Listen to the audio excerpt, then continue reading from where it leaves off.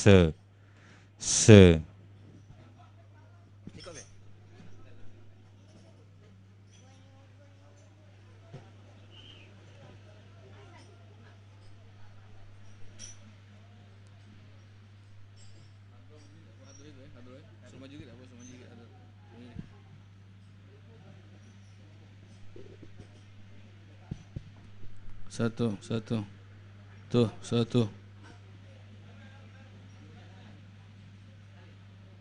Satu, tuh, satu,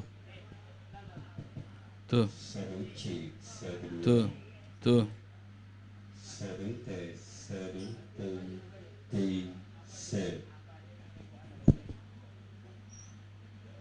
Bismillah. Bismillah. Satu, ci, satu, dua. Satu, ci, se. Satu, dua, ci, se. Di, satu. Ci, dua.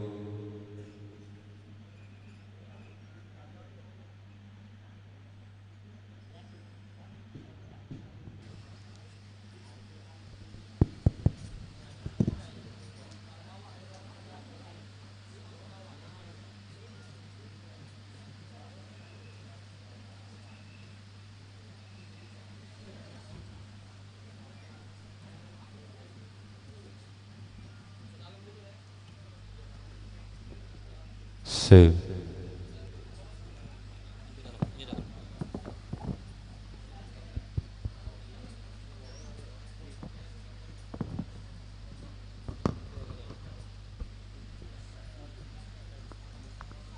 Siri di ci ci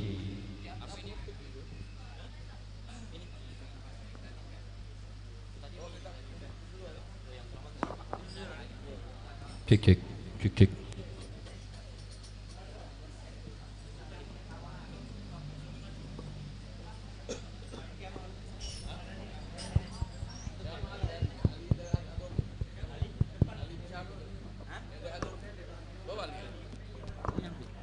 yang tamu deh satu murid.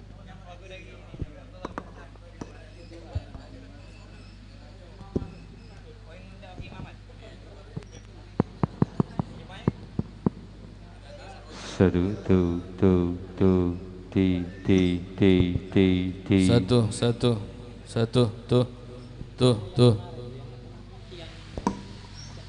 Satu, tuh, tuh, satu, tuh, satu,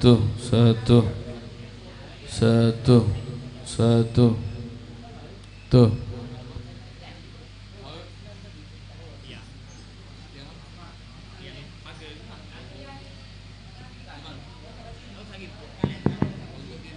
ti se satu tu ci se tu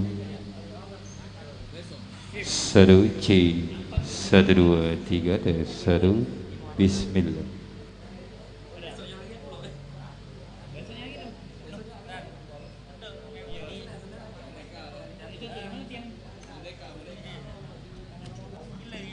Cek tuh.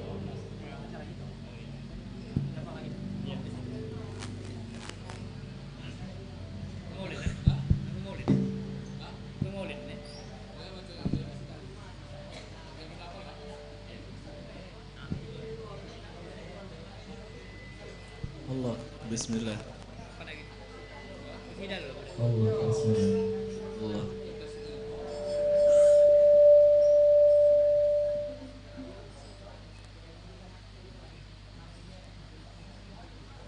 Allahumma salli wa sallim wa barik alaihi wa ala alihi.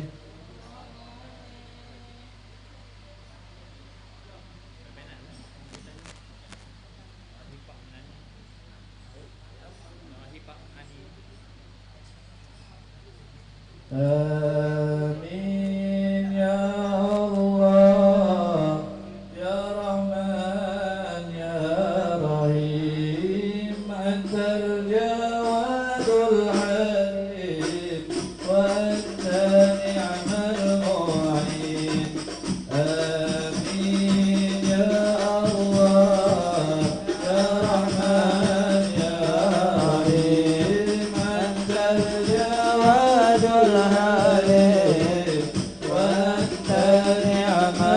المعين آمين يا الله يا رحمن يا رحيم أنت الجواد الحليم وأنت نعم المعين آمين يا الله يا رحمن يا رحيم أنت الجواد الحليم وأنت نعم المعين يا رحيم يا ربنا يا رحيم أنت الجواد الحليم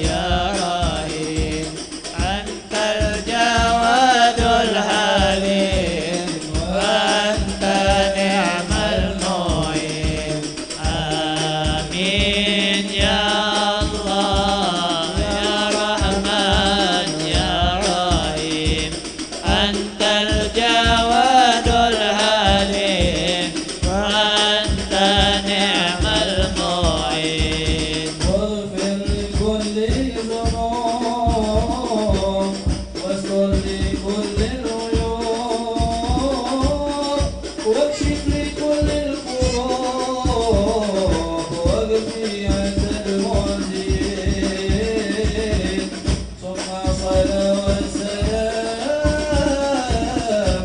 على شفيع الأنام والعلي على الكرام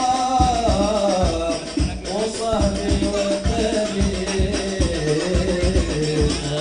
آمين يا الله يا رحمن يا رحيم أنت الجواد الحليم وأنت نعم المعين.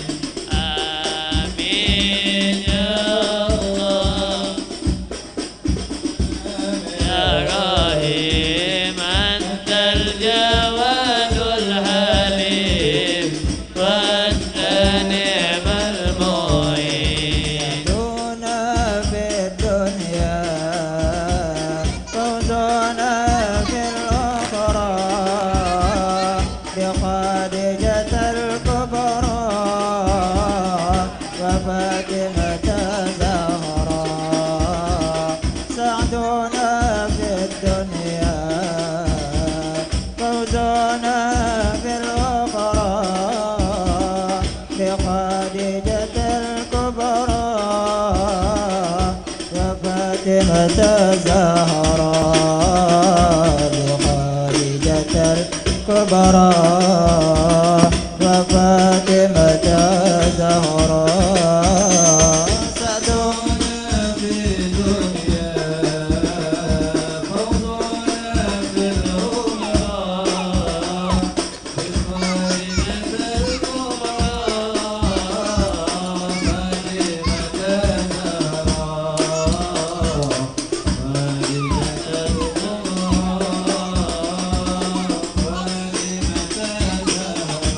فاطمة يا أهيل المعروف والعطاء المعروف وردا للملهوف إنكم بأدرى. يا أهيل الإحسان والعطاء والغفران أرادنا للهيران إنكم بأدرى. سعدنا في الدنيا فوضنا في الأخرى بخارجة الكبرى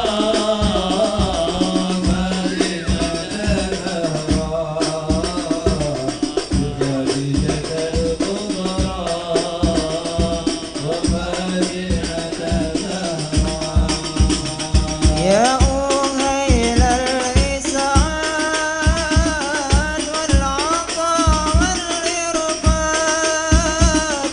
فرجا يا أسياد إنكم بأدرى. يا أهيل الإسعاد والعطاء بهواك. يا أهيل الحساب والعطاء ذي هواك. في الدنيا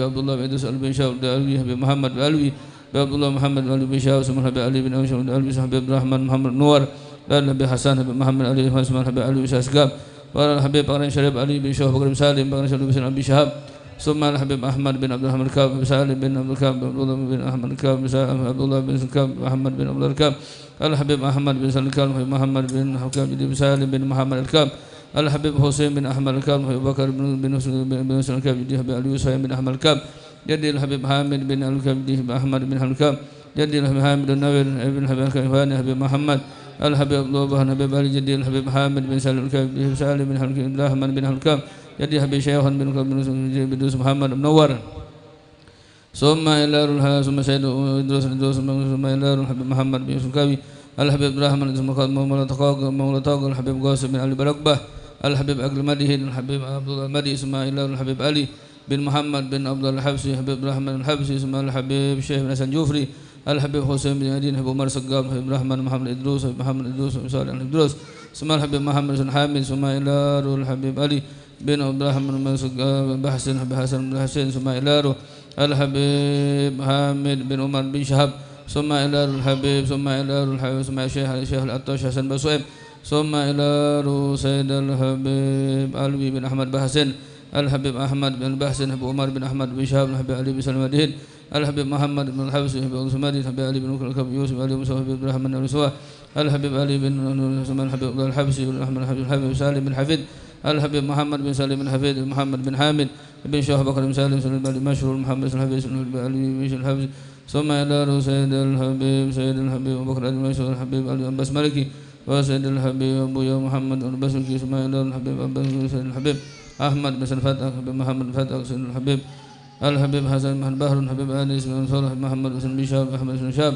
Al-Habib Syekh bin Habs Muhammad bin Shab Habib Muslim bin Salim bin Ali Habsi Summa ila Sayyid Al-Habib Ahmad Nawfal bin Abdul Kab Sayyid Al-Habib Summa ila Muslim wa Sunfrim Summa ila Ruhbab Sharifah Summa ila Arwah Summa ila Ruhbab Sharifah Fatimah binti Al-Kab Sharifah Fatimah bin Asma Sharifah Ruqayyah bin Ahmad Kab Sharifah Harijah binti Al-Kab Sharifah Fatimah binti Al-Kab Sharifah Fatimah binti Abdullah Jufri Sharifah Aminah binti Salim Al-Kab Jadi Sharifah Al-Masjid Idrus Munawwar wa Sharifah Ruqayyah Gurwan Sharifah Sharifah Khususan Jadi Sharifah Jadi Sharifah Nafisa binti Syaikhan Al-Kab Garmir Sharifah Jadi Sharifah Fatimah binti Hamil Al-Kab Sharifah Harijah binti Al-Habib Ahmad Al-Kab Sharifah Harijah binti Al-Kab Sharifah Fatimah binti Sharifah Aisyah bin Syahab Sharifah Jumari Sharifah Handun Maryam Sharifah Nazir Sharifah Sakinah binti bin Habsi وصولهم وفرهم سمع الله شرف بدرية منوى شرف بدرية شريفة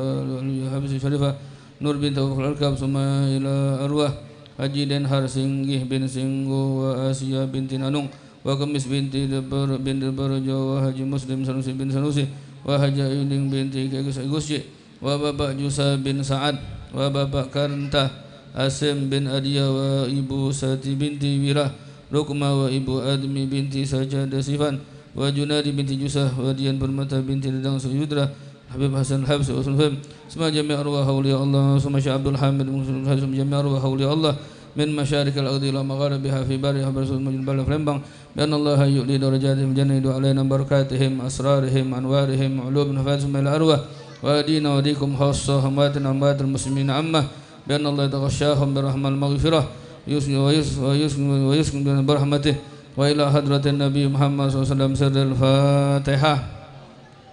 Bismillahirrahmanirrahim. Alhamdulillahirabbil alamin arrahmanir rahim maliki yaumiddin iyyaka na'budu wa iyyaka nasta'in ihdinas siratal mustaqim siratal ladzina an'amta 'alaihim ghairil maghdubi 'alaihim waladdallin amin.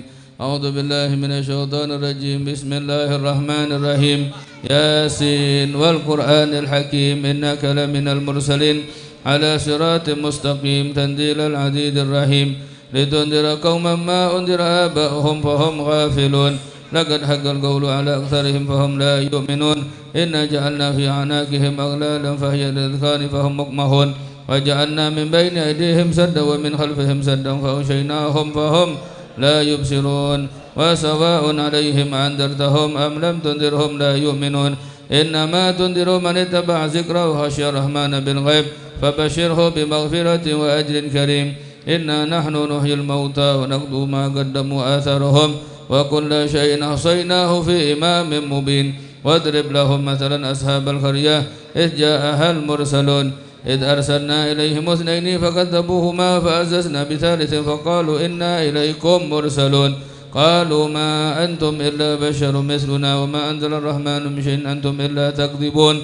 قالوا ربنا يعلم إنا إليكم لمرسلون وما علينا إلا البلاغ المبين قالوا إنا تطيرنا بكم لئن لم تنتهوا لنرجمنكم لمسنكم منا عذاب أليم قالوا طائركم معكم إن ذكرتم بل أنتم قوم مسرفون وجاء من أقصى المدينة رجل يسعى قال يا قوم اتبعوا المرسلين اتبعوا من لا يسألكم أجرا وهم مهتدون وما لي لا أعبد الذي فطرني وإليه ترجعون أتخذ من دونه آلهة إن يردني الرحمن بضر لا تغني عني شفاعتهم شيئا ولا ينقذون إني إذا لفي ضلال مبين إني آمنت بربكم فاسمعون قيل ادخلوا الجنة قال يا ليت قومي يعلمون بما غفر لي ربي وجعلني من المكرمين وما أنزلنا على قومه من بعده من جند من السماء وما كنا منزلين إن كانت إلا صيحة واحدة فإذا هم خامدون يا حسرة على العباد ما يأتيهم من رسول إلا كانوا به يستهزئون ألم يروا كم أهلكنا قبلهم من القرون أنهم إليهم لا يرجعون وإن كل لما جميع لدينا محضرون وآية لهم الأرض الميتة أحييناها وأخرجنا منها هبا فمنه يأكلون وجعلنا فيها جنات من نخيل وعناب وفجرنا فيها من العيون ليأكلوا من ثمره وما عملته أيديهم أفلا يشكرون سبحان الذي خلق الأزواج كلها مما تنبت الأرض ومن أنفسهم ومما لا يعلمون وآية لهم الليل نسله منه النهار فإذا هم مظلمون والشمس تجري لمستقر لها ذلك تقدير العزيز العليم والقمر قدرناه منازل حتى عاد كالأرجون القديم لا الشمس ينبغي لها أن تدرك القمر ولا الليل سابق النهار وكل في فلك يسبحون وآية لهم أنا حملنا ذريتهم في الفلك المشحون وخلقنا لهم من مثله ما يركبون وإن نشاء نوركهم فلا صريخ لهم ولا هم ينقضون إلا رحمة منا ومتاعا إلى حين وإذا قيل لهم اتقوا ما بين أيديكم وما خلفكم لعلكم ترحمون وما تأتيهم من آية من آيات ربهم إلا كانوا عنها معرضين وإذا قيل لهم أنفقوا مما رزقكم الله قال الذين كفروا للذين آمنوا ندم من لو يشاء الله أتمه إن أنتم إلا في ضلال مبين ويقولون متى هذا الوعد إن كنتم صادقين ما ينظرون إلا صيحة واحدة تأخذهم وهم يحسمون فلا يستطيعون توصية ولا إلى أهلهم يرجعون ونفخ في الصور فإذا هم من الجداث إلى ربهم ينسلون قالوا يا ويلنا من بعثنا من مرقدنا هذا ما وعد الرحمن وصدق المرسلون إن كانت إلا صيحة واحدة فإذا هم جميع لدينا محضرون فاليوم لا تظلم نفس شيئا ولا تجزون إلا ما كنتم تعملون إن أصحاب الجنة اليوم في شغل فاكهون هم وأزواجهم في ظلال على الأرائك متكئون لهم فيها فاكهة ولهم ما يدعون سلام قولا من رب رحيم وامتازوا اليوم أيها المجرمون ألم أعهد إليكم يا بني آدم ألا تعبدوا الشيطان إنه لكم عدو مبين وأن اعبدوني هذا صراط مستقيم ولقد أضل منكم جبلا كثيرا أفلم تكونوا تأكلون هذه جهنم التي كنتم توعدون اصلوها اليوم بما كنتم تكفرون اليوم نختم على أفواههم وتكلمنا أيديهم وتشهد أرجلهم بما كانوا يكسبون ولو نشاء لطمسنا على أعينهم فاستبقوا الصراط فأنى يبصرون ولو نشاء لمسحناهم على مكانتهم فما استطاعوا مضيا ولا يرجعون ومن نؤمنه نكسه في الحلق أفلا يأكلون وما علمناه شعرا من بغي له إن هو إلا ذكر وقرآن مبين لينذر من كان حيا ويحق القول على الكافرين أولم يروا أنا خلقنا لهم مما عملت أيدينا أنعاما فهم لها مالكون وزللناها لهم فمنها ركوبهم ومنها يأكلون ولهم فيها منافع ومشارب أفلا يشكرون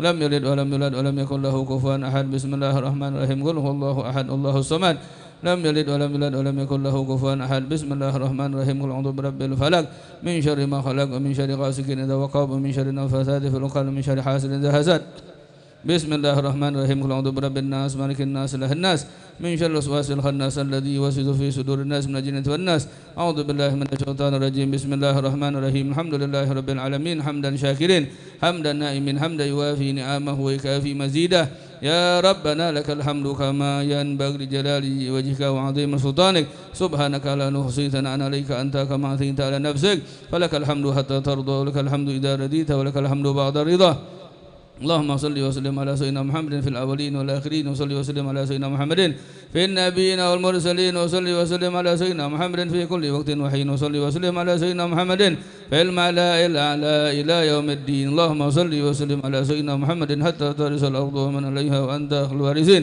اللهم صل وسلم على سيدنا محمد وعلى آله وصحبه أجمعين اللهم اجعله وسلم تقبل ثواب ما قرأناه من القرآن الذي ما حللناه من لا إله إلا الله مصاحبه من قول سبحان الله وبحمده ما استغفر مسالنا وما قلنا يا الله في هذا البيت المبارك هدية منا واسلة ورحمة نازلة وبركة شاملة وصدقة متقبلة نقدمها نهديها إلى حضرة سيدنا حبيبنا شفيعنا رسول الله محمد بن عبد الله صلى الله عليه وسلم ثم إلى أرواح آبائه وإخوانه من الأنبياء والمرسلين وآل كل منهم والصحابة أجمعين من عباد الله الصالحين منهم المهاجرين اللهم البيس وابن عباد الله إمام علي بن أبي قاسم سيدنا عظام المقدم محمد بن البلوي ودال الخمسة الحبيب علوي غيون حبيب عبد الله حبيب عبد الرحمن بن حبيب أحمد شاهد وصولهم ثم إلى رمسان المعشور حبيب عبد الرحمن سقام ابن الحبيب محمد مولد وسوم جميع أرواح أولياء الله من مشارق الأرض إلى ما غرب بها في بر وبسول من بلنبang بأن الله يريد درجاتهم في الجنة بركاتهم أسرارهم أنوارهم وثم الفاتحة خصوصا لمن ذكرناهم ولمن لم خصوصا سيد الحبيب صاحب البيت الحبيب سالم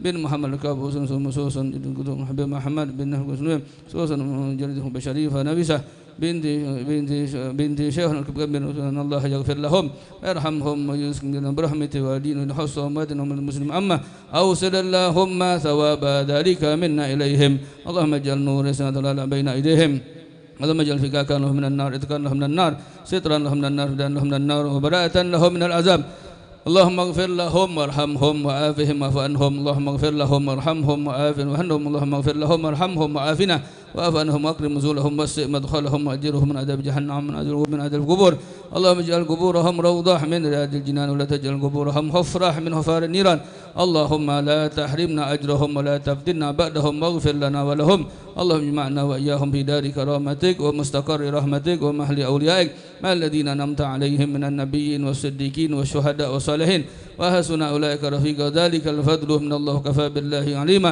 ربنا اغفر لنا ولإخواننا الذين سبقونا بالإيمان ولا تجعل في قلوبنا غلا للذين آمنوا ربنا إنك رؤوف رحيم اللهم اغفر لنا ولوالدينا اللهم اغفر لنا ولوالدينا اللهم اغفر لنا ولوالدينا وارحمهم كما ربونا صغارا ولجميع المسلمين والمسلمات والمؤمنين والمؤمنات الأحياء منهم الأموات اللهم مغفرتك أوسع من ذنوبنا ورحمتك أرجى عندنا من أعمالنا اللهم مغفرتك أوسع من ذنوبنا ورحمتك أرجى عندنا من أعمالنا اللهم مغفرتك أوسع من ذنوبنا ورحمتك أرجى عندنا من أعمالنا ربنا آتنا في الدنيا حسنة وفي الآخرة حسنة وقنا عذاب النار وقنا عذاب النار وقنا عذاب النار وأدخلنا الجنة مع الأبرار يا عزيز يا غفار يا متعال برحمتك يا أرحم الراحمين وصلى الله على سيدنا محمد وعلى آله وسلم الحمد لله بسم الفاتحة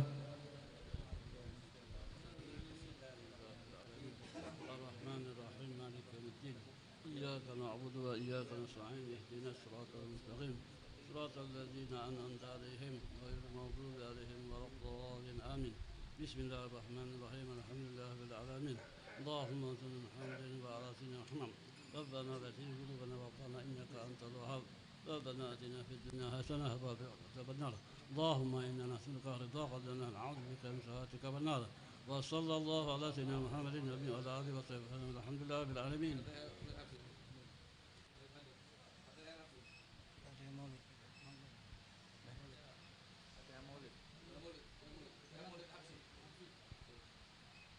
Bismillahirrahmanirrahim. Al-Fatihah. Qira'atul Simtud Durar Al-Habib Ali bin Muhammad Al-Asih.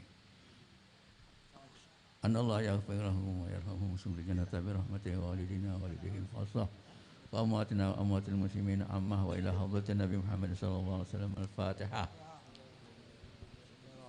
الحمد لله رب العالمين الرحمن الرحيم مالك يوم الدين إياك نعبد وإياك نستعين اهدنا الصراط المستقيم صراط الذين أنعمت عليهم غير المغضوب عليهم ولا الضالين. يا ربي صل على محمد يا ربي صل عليه وسلم.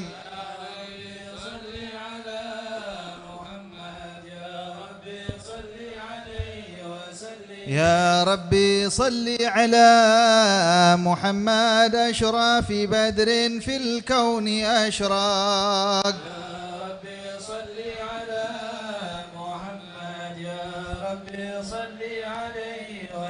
يا ربي صل على محمد أكرم داع يدعو إلى الحق. يا ربي صل على محمد يا ربي صل عليه وسلم. يا ربي صل على محمد المصطفى الصادق المصدق. يا ربي صل على محمد يا ربي صل عليه وسلم. يا ربي صل على محمد أحلى الورى منطقا وأصداق. يا ربي صل على محمد يا ربي صل عليه وسلم. يا ربي صل على محمد أفضل من بالتقى تحقق. يا ربي صل على محمد يا ربي صل عليه وسلم. يا ربي صل على محمد من بالسخاء والوفاء تخلق. يا ربي صل على محمد يا ربي صل عليه وسلم. يا ربي صل على محمد واجمع من الشمل ما تفرق.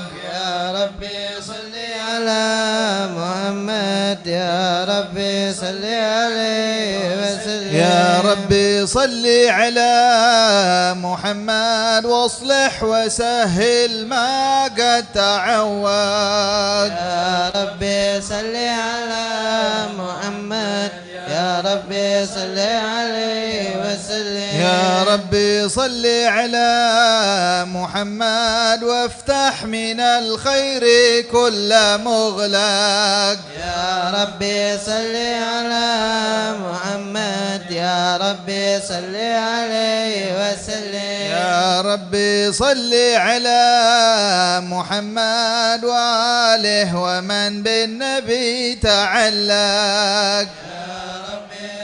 على محمد يا ربي صل عليه وسلم. يا ربي صل على محمد وآله ومن للحبيب يعشق. يا ربي صل على محمد يا ربي صل عليه وسلم. يا ربي صل على محمد ومن بحبل النبي توثق.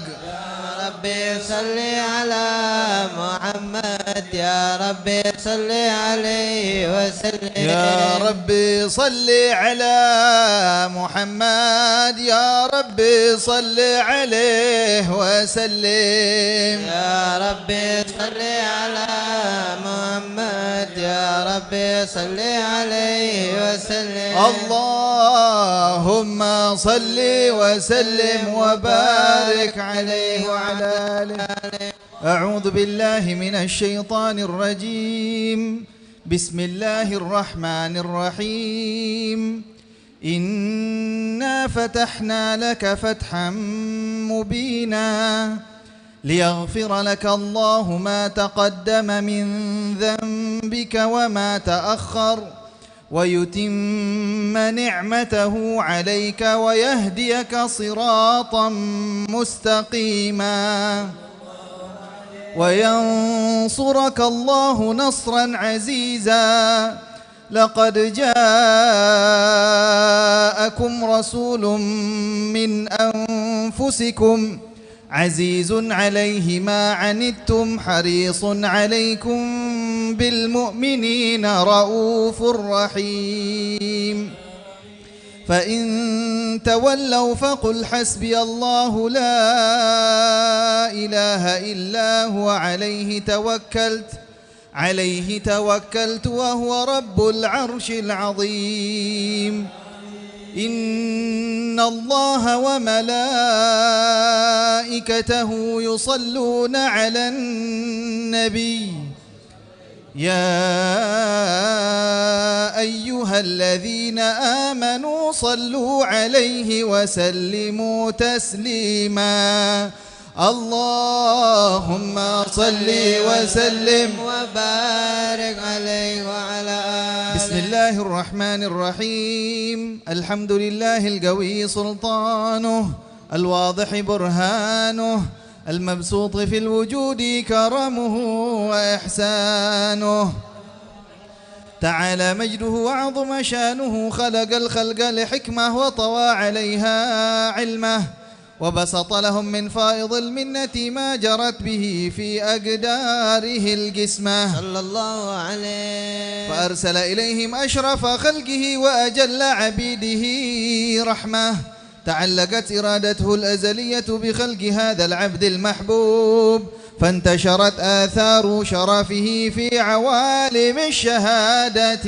والغيوب صلى الله عليه فما أجل هذا المن الذي تكرم به المنان وما أعظم هذا الفضل الذي برز من حضرة الإحسان صورة كاملة ظهرت في هيكل محمود فتعطرت بوجودها أكناف الوجود وطرزت برد العوالم بطراز التكريم اللهم صل وسلم أشرف الصلاة والتسليم على سيدنا ونبينا محمد الرؤوف الرحيم اللهم صل وسلم وبارك عليه وعلى آله اللهم صل وسلم وبارك عليه وعلى آله تجلى الحق في عالم قدسه الواسع تجليا قضى بانتشار فضله في القريب والشاسع فله الحمد الذي لا تنحسر أفراده بتعداد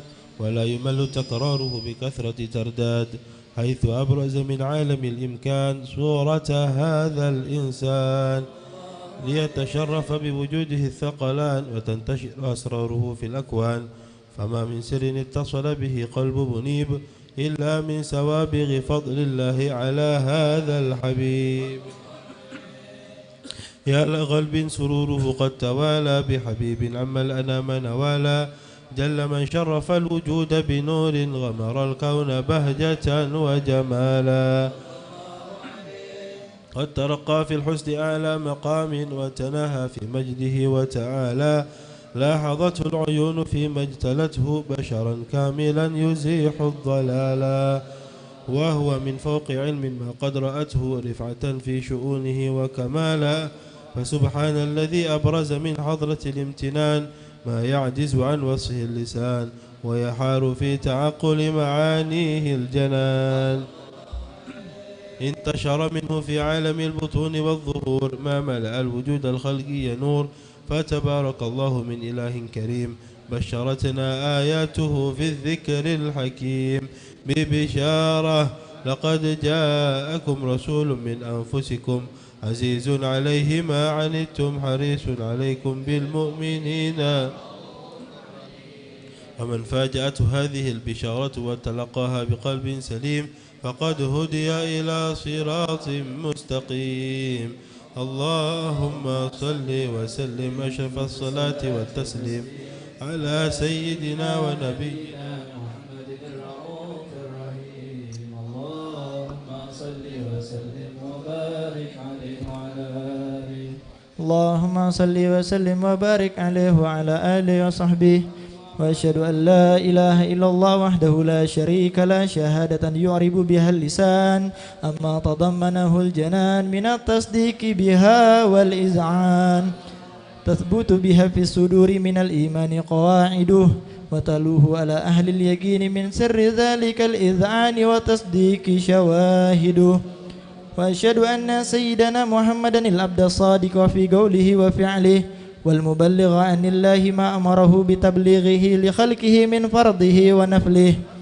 عبد أرسله الله للعالمين بشيرا ونذيرا فبلغ الرسالة وأدى الأمانة وهدى الله به من الأمة بشرا كثيرا فكان في ظلمة الجهل للمستبصرين سراجا وقمارا منيرا فما أعظمها من منة تكرم الله بها على البشر وما أوسعها من نعمة انتشر سرها في البحر والبر اللهم صل وسلم بأجل الصلوات وأجمعها وأزكى التحية وأوسعها على هذا العبد الذي وفى بحق العبودية وبرز فيها في خلعة الكمال وقام بحق الربوبية في مواتن الخدمة لله وأقبل عليه غاية الإقبال صلاة يتصل بها الروح المصلي عليه به فينبسط في قلبه نور سر تعلقه به وحبه ويكتب بها بعناية الله في حزبه وعلى آله وصحبه الذين ارتقوا صهوة المجد بقربه وتفيأوا ظلال الشرف الأصلي بوده وحبه ما أطر الأكوان بنشر ذكراهم نسيم اللهم صل وسلم شرف الصلاة وتسليم على سيدنا ونبينا محمد الرؤوف الرحيم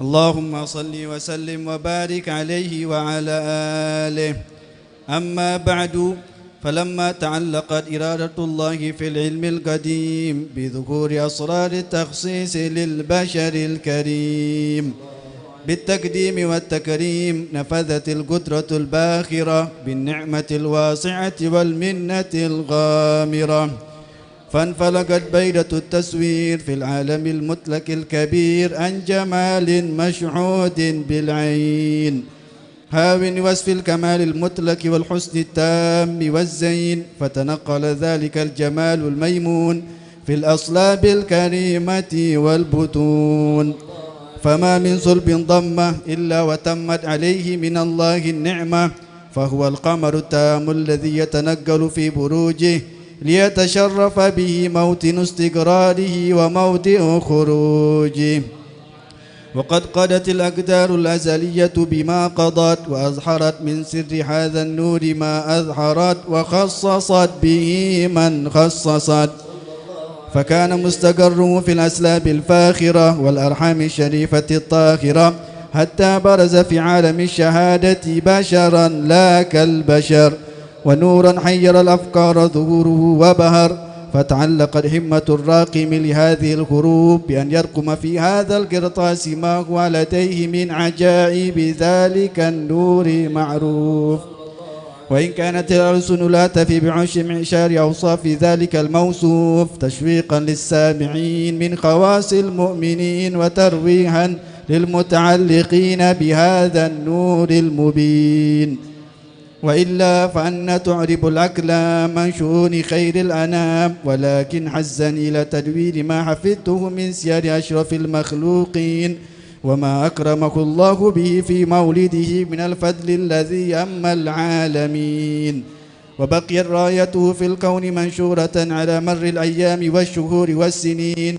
داعي التعلق بهذه الحدة الكريمة ولاعج التشوق إلى سماء أوصافها عظيمة ولعل الله ينفع به المتكلم والسامع فيدخلان بشفاعة هذا النبي الشافع ويتروحان بروح ذلك النعيم اللهم صل وسلم أشرف الصلاة والتسليم على سيدنا ونبينا محمد الرؤوف الرحيم اللهم صل وسلم وبارك عليه وعلى آله الله الله الله الله الله الله الله الله الله رب فاجعلنا من الأخيار الله الله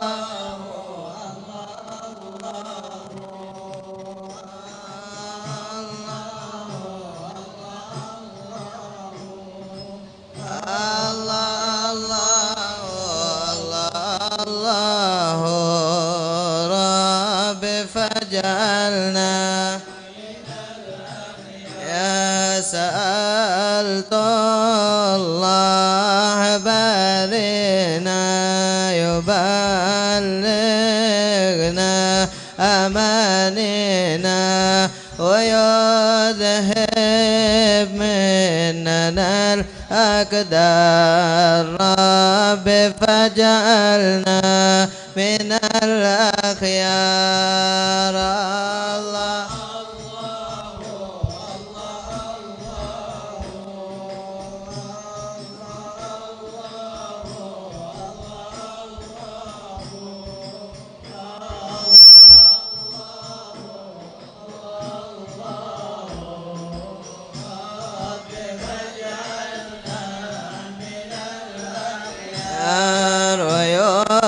ويوهينا على التقوى بلا معنى ولا بلوى بجاه المصطفى المختار رب فاجعلنا من الأخيار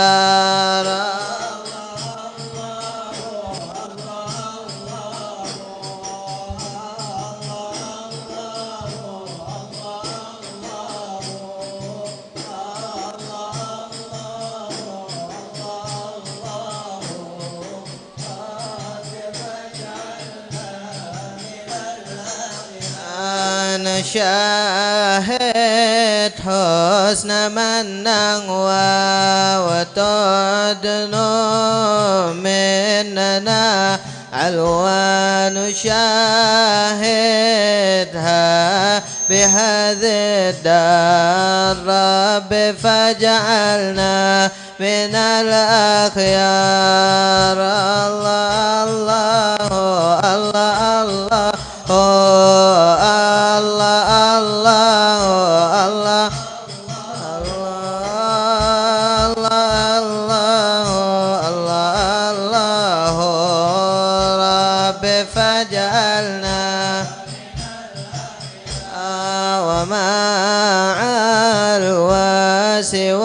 وذاتي وأوصافي وحالاتي ومنها دارت الأدوار رب فاجعلنا من الأخيار الله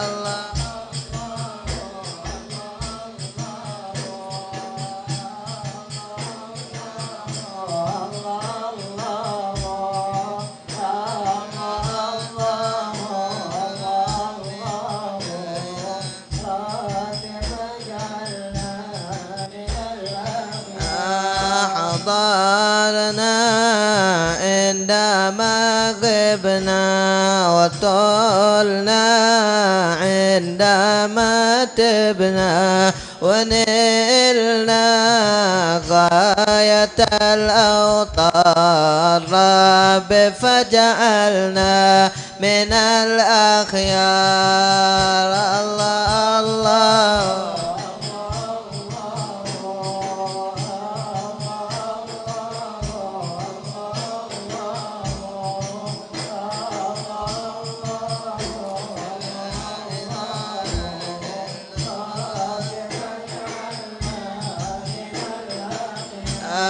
فيا ريح الصباح بخذوا قولي إلى حبي وبوسي عنده الأسرار رب فاجعلنا من الأخيار الله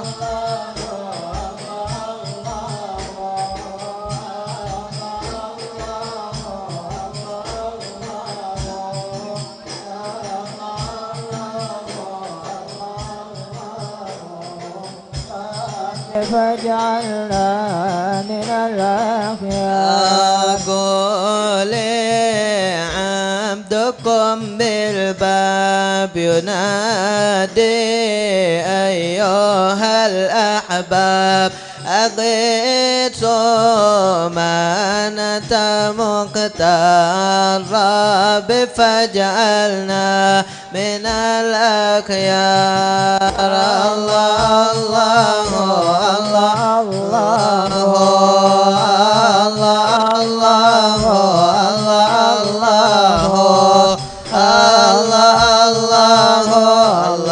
الله رب فاجعلنا من الأخيار اللهم صل وسلم وبارك عليه وعلى آله اللهم صل وسلم أشرف الصلاة والتسليم على سيدنا ونبينا محمد الرؤوف الرحيم وقد آن للقلم أن يخط ما حركت فيه الأنامل مما استفاده الفهم من صفات هذا العبد المحبوب الكامل وشمائله التي هي أحسن الشمائل وهنا حسن أن نثبت ما بلغ إلينا في شأن هذا الحبيب من أخبار وآثار ليتشرف بكتابته القلم والقرطاس وتتنزه في حدائقه الأسماء والأبصار وقد بلغنا في الأحاديث المشهورة أن أول شيء خلقه الله هو النور المودع في هذه الصورة فنور هذا الحبيب أول مخلوق برز في العالم ومنه تفرع الوجود خلقا بعد خلق فيما حدث وما تقادم وقد أخرج عبد الرزاق بسنده عن جابر بن عبد الله الأنصاري رضي الله عنهما قال قلت يا رسول الله بأبي وأمي أخبرني عن أول شيء خلقه الله قبل الأشياء قال يا جابر إن الله خلق قبل الأشياء نور نبيك محمد صلى الله عليه وسلم من نوره وقد ورد من حديث أبي هريرة رضي الله عنه أنه قال قال رسول الله صلى الله عليه وسلم كنت أول النبيين في الخلق وآخرهم في البعث وقد تعددت الروايات بأنه أول الخلق وجودا وأشرفهم مولودا ولما كانت السعادة الأبدية لها ملاحظة خفية اختصت من شاءت من البرية بكمال الخصوصية فاستودعت هذا النور المبين أصلاب وبطون من شرفته من العالمين فتنقل هذا النور من صلب آدم ونوح وإبراهيم حتى أوصلته يد العلم القديم إلى من خصصته بالتكريم أبيه الكريم عبد الله بن عبد المطلب ذي القدر العظيم وأمه التي هي في المخاوف آمنة السيدة الكريمة آمنة فتلقى صلب عبد الله فألقاه إلى بطنها فضمته أحشاؤها بمعونة الله محافظة على حق هذه الدرة وصونها فحملته برعاية الله كما ورد عنها حملا خفيفا لا تجد له ثقلا ولا تشكو منه ألما ولا عللا حتى مر الشهر بعد الشهر من حمله وقرب وقت بروزه إلى عالم الشهادة لتنبسط على أهل هذا العالم فيوضات فضله وتنتشر فيه آثار مجده الصميم اللهم صل وسلم أشرف الصلاة والتسليم على سيدنا ونبينا محمد الرؤوف الرحيم اللهم صل وسلم وبارك عليه وعلى آله اللهم صل وسلم وبارك عليه وعلى آله ومنذ علقت به هذه الدرة المكنونة والجوهرة المسونة والكون كله يصبح ويمسي في سرور وابتهاج بقرب ظهور إشراك هذا السراج والعيون متشوفة إلى بروزه متشوقة إلى ارتقاء جواهر كنوزه. وكل دابة لقريش نطقت بفصيح العبارة معلنة بكمال البشارة، وما من حامل حملت في ذلك العام إلا أتت في حملها بغلام من بركات وسعادة هذا الإمام.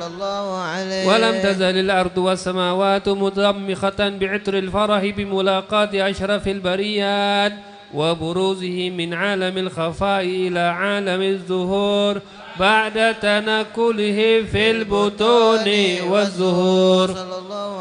فأظهر الله في الوجود بهجة التكريم، وبسط في العالم الكبير مائدة التشريف والتعظيم ببروز هذا البشر الكريم. اللهم صل وسلم أشرف صلاة وتسليم على سيدنا ونبينا محمد الرؤوف الرحيم.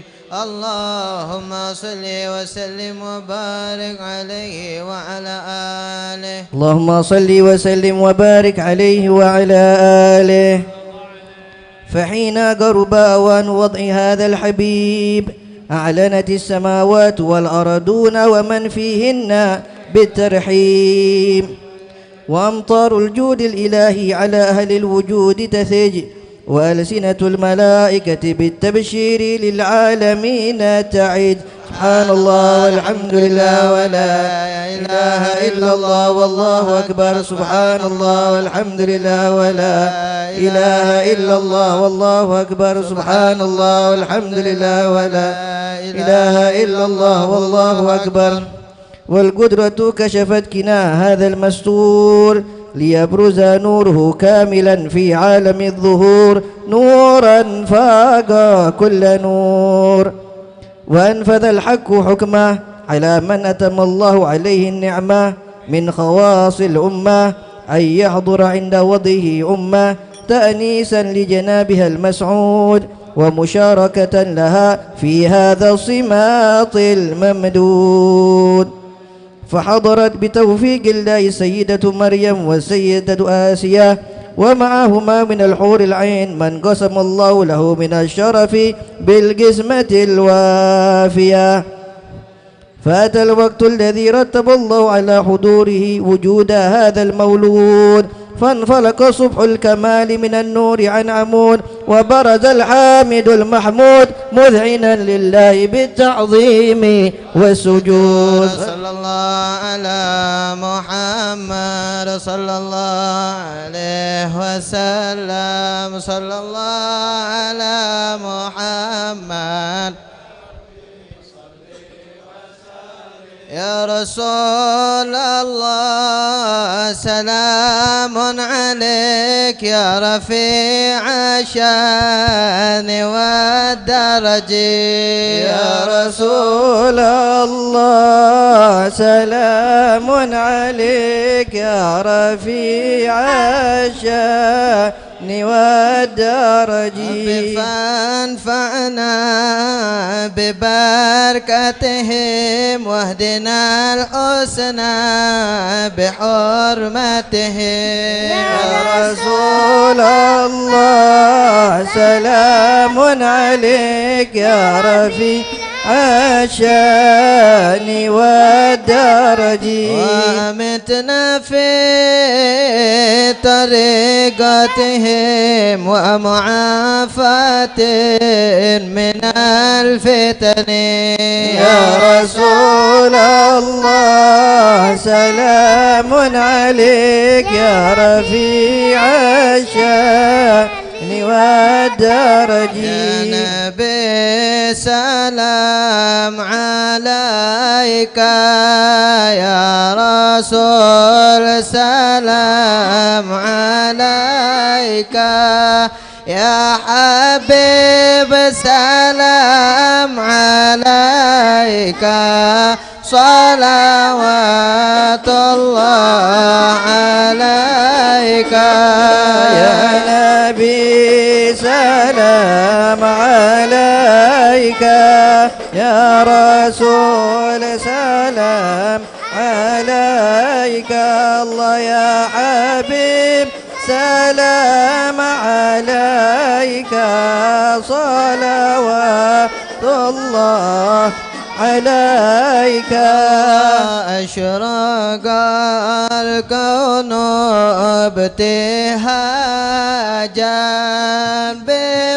بوجود المصطفى أحمد ولأهل الكون أنس وسرور قد تجدد يا نبي سلام عليك يا رسول سلام عليك الله يا حبيب سلام عليك صلوات الله عليك فاترب يهلا المثاني فهذا اليوم نقران واستضيء بجمال فكفي الحسن تفرد يا نبي سلام عليك يا رسول سلام عليك الله يا حبيب سلام عليك صلوات الله عليك لنا البشرى بسعد مستمر ليس يفت حيث أوتنا أطاع جمع الفخر المؤبد يا نبي سلام عليك يا رسول سلام عليك الله يا حبيب سلام عليك صلوات الله عليك لربي كل حمد جل سوره العاد إذ حبانا بوجود المصطفى العاد محمد صل يا ربي على ما اسمه طه وياسين المشفع في القيامة للخلائق أجمعين مرحبا يا مرحبا يا نور عيني مرحبا جد الحسين والحسن مرحبا مرحبا يا مرحبا يا نور العين مرحبا جد الحسين مرحبا مرحبا رسول الله أهلا مرحبا مرحبا بك إن وسعد الحسن مرحبا مرحبا يا مرحبا يا نور العين مرحبا جد الحسين والحسن مرحبا بجاهه يا إلهي مرحبا مرحبا جد وبلغ كل مقصد الحسن مرحبا مرحبا يا مرحبا يا نور العين مرحبا جد الحسين مرحبا مرحبا واهدنا نهج سبيلي كي به سعد ونور شاد ربي بلغنا بجاهه في جواره خير ما قعد طلع البدر علينا من ثنيات الوداع وجب الشكر علينا ما دعا لله إذا ربي فاجعل مجتمعنا غاية حسن الختام واعطنا ما قد سألنا من عطاياك الجسام طلع البدر علينا من ثنيات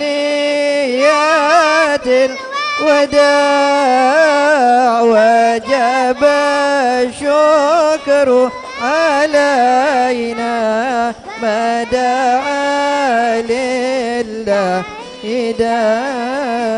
وصلاة الله تغشى أشرف الرسل محمد وسلام مستمر كل حين يتجدد يا تواب تب علينا يا تواب تب علينا وارحمنا وانظر إلينا وارحمنا وانظر إلينا صلى الله على محمد صلى الله عليه وسلم صلى الله على محمد يا ربي صل وسلم صلى الله على محمد صلى الله عليه وسلم صلى الله على محمد يا ربي صل وسلم اللهم صل وسلم وبارك عليه وعلى آله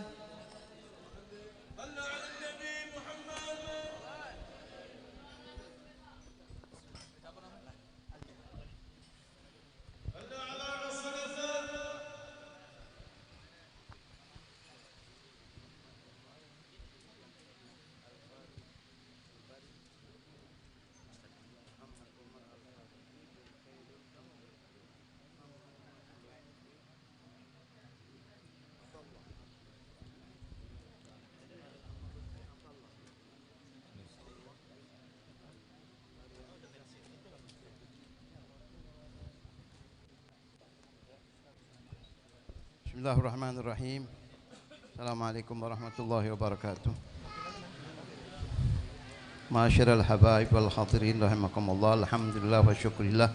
Di tengah-tengah kita ada dua anak bayi yang insya Allah kita akan resmikan namanya sesuai yang telah disepakati oleh kedua orang tuanya dan kedua keluarganya dengan nama yang baik sebagaimana apa yang dianjurkan oleh baginda Rasulullah sallallahu alaihi wasallam.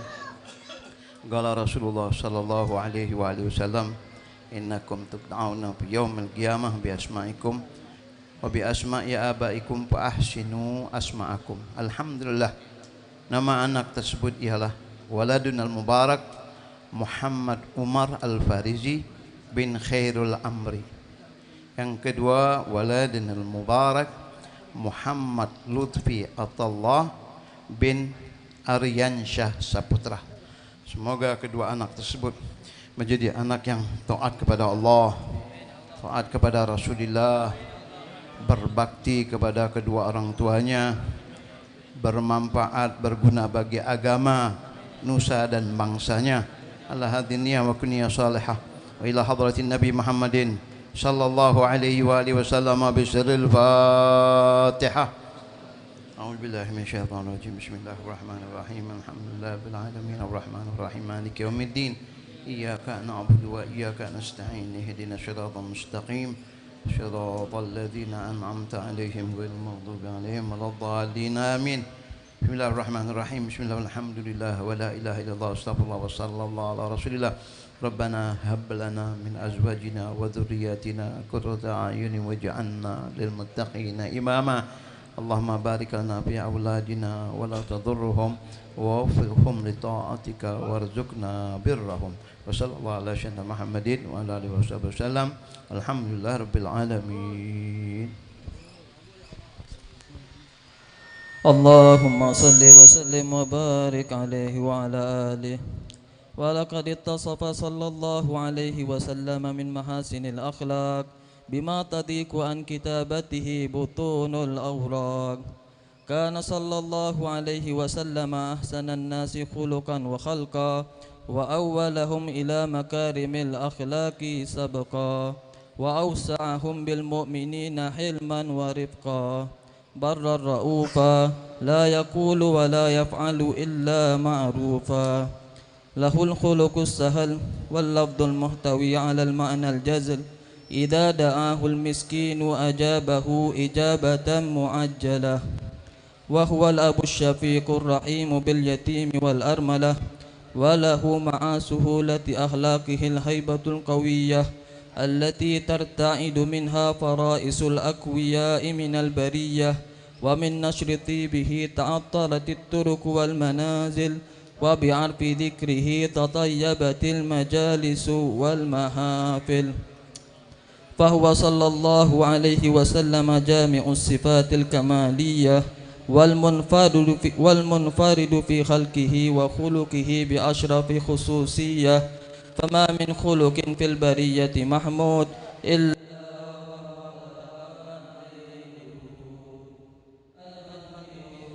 وشأنه وله العلا في مجده ومكانه أوصاف عز قد تعالى مجدها أخذت على نجم السها بعنانه وقد انبسط القلم في تدوين ما أفاده العلم من وقائع مولد النبي الكريم وحكاية ما أكرم الله به هذا العبد المقرب من التكريم والتعظيم والخلق العظيم فحسن مني أن أمسك أئنة الأقلام في هذا المقام وأقرأ السلام على سيد الأنام. السلام عليك أيها النبي ورحمة الله وبركاته. السلام عليك أيها النبي ورحمة الله وبركاته. السلام عليك أيها النبي ورحمة الله وبركاته. وبذلك يحسن الختم كما يحسن التقديم فعليه أفضل الصلاة والتسليم. اللهم صل وسلم أشرف الصلاة والتسليم على سيدنا ونبينا محمد الرؤوف الرحيم. اللهم صل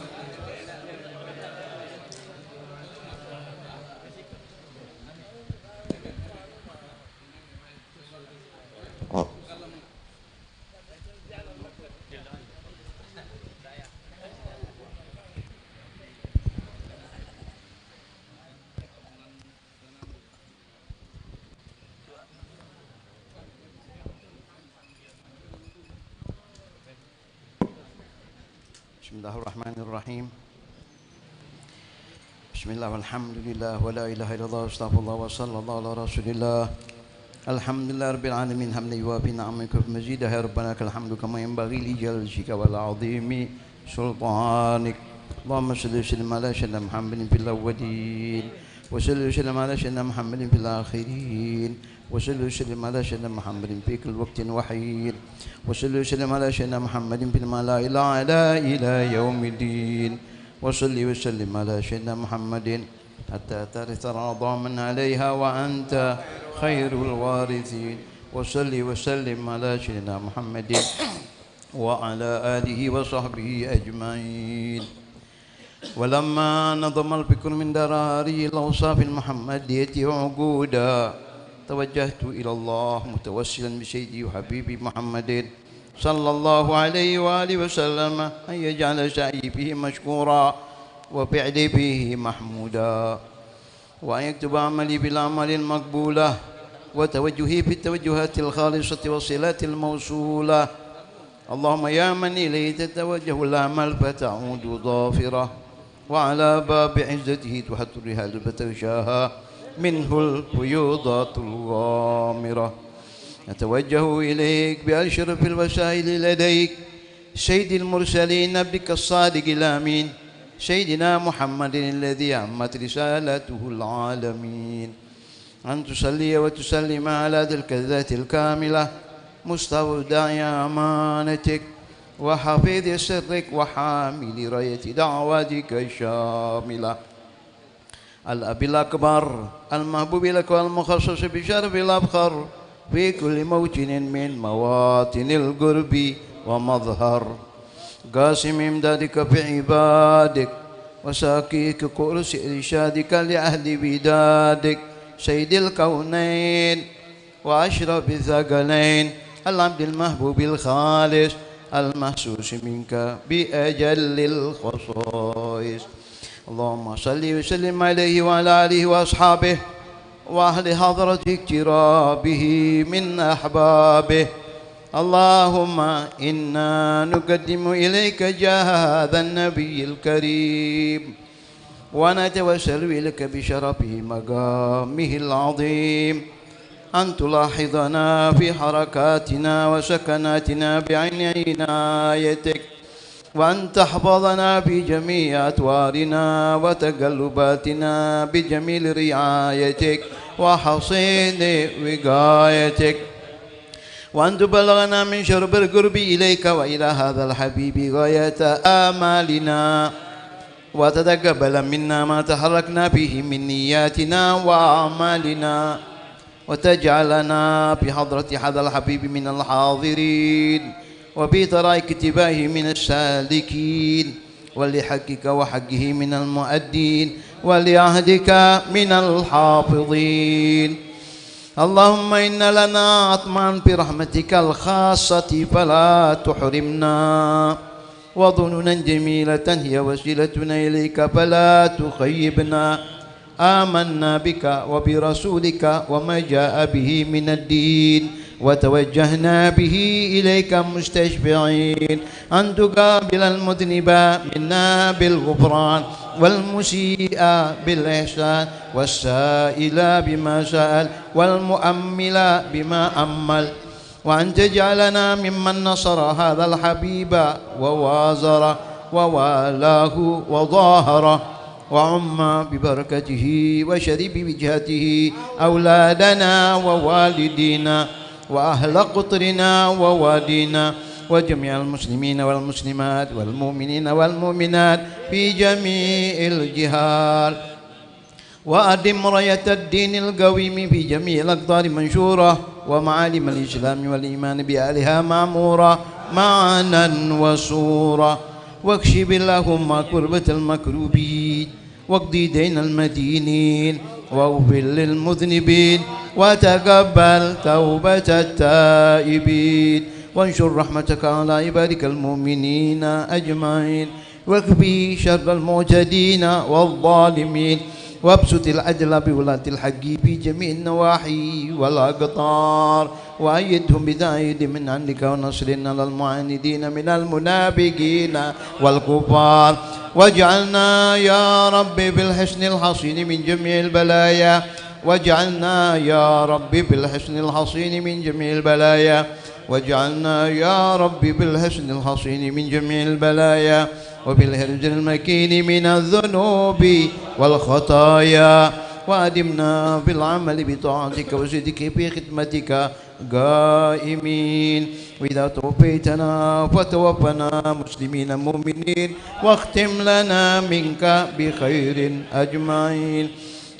وصلي وسلم على هذا الحبيب المحبوب للأجسام والأرواح والقلوب وعلى آله وصحبه ومن إليه منسوب وآخر دعوانا أن الحمد لله رب العالمين سبحان ربك رب العزة عما يصفون وسلام على المرسلين والحمد لله رب العالمين.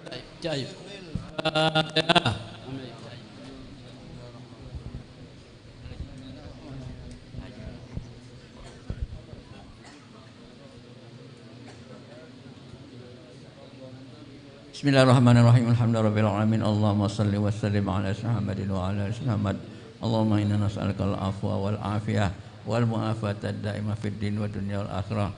Allahumma inna nas'aluka ridhaka wal jannah wa na'udzubika min sakhatika wan nar. Rabbana taqabbal minna innaka antas samiul alim wa tub 'alaina innaka antat tawwabur rahim. Rabbana atina fid dunya hasanah wa fil akhirati hasanah wa qina adzabannar. Sallallahu ala sayyidina Muhammadin wa ala alihi wasallam. Walhamdulillahi rabbil alamin. Bismillahirrahmanirrahim. Assalamualaikum warahmatullahi wabarakatuh. Alhamdulillahi rabbil alamin. Allahumma salli wa sallim على سيدنا محمد نورك الساري ومدارك الجاري وجمعنا به في كل أطوار وعلى آله وصحبه يا نور رب اشرح لي صدري ويسر لي أمري واحلل عقدة من لساني يفقهوا قولي واهد قلبي وسد لساني بحقي وبجاه سيدنا محمد صلى الله عليه وعلى آله وصحبه أما بعد معاشر الحبائب والآباء والأساتذة والحاضرين رحمني ورحمكم الله. Alhamdulillah, alhamdulillah.